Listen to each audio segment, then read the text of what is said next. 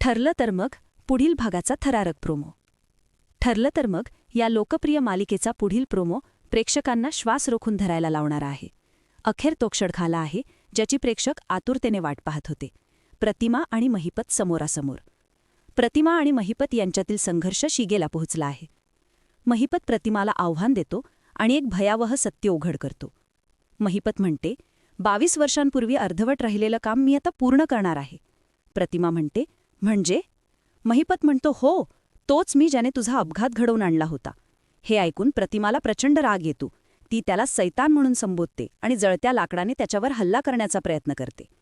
प्रतिमाचा हल्ला पाहून महिपत क्षणाचाही विलंब न लावता गोळी झाडतो. त्याचवेळी महिपतचा माणूस प्रतिमावर हल्ला करण्यासाठी पुढे सरसावतो.